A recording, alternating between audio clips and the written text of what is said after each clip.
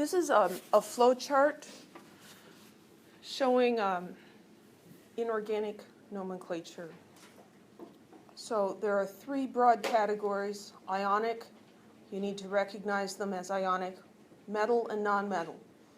What's the one exception we learned about where there's no metal in the ionic compound? Ammonium. If the compound starts with NH4, that's the one polyatomic cation we've learned about, and so that's going to be an ionic compound. Naming ionic compounds, we're naming the cation and we're naming the anion. Some of the cations need a Roman numeral. Some of them don't. The ones that don't are in groups 1A, 2A, 3A, zinc, and silver.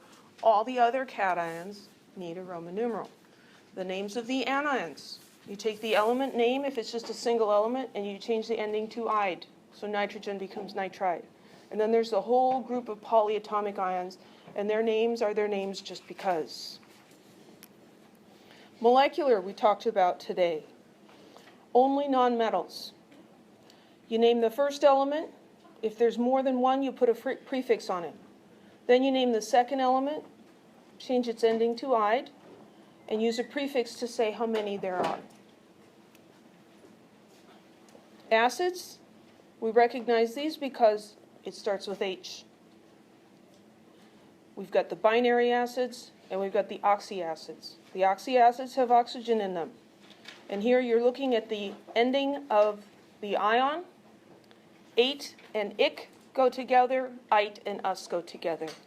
For the binary acids, we're going to use this prefix hydro, and the middle of the name comes from the element name with the ending changed to ick. It's a lot to remember, but there's a system and a pattern in it. And so once you get the hang of it, you can do all kinds of stuff.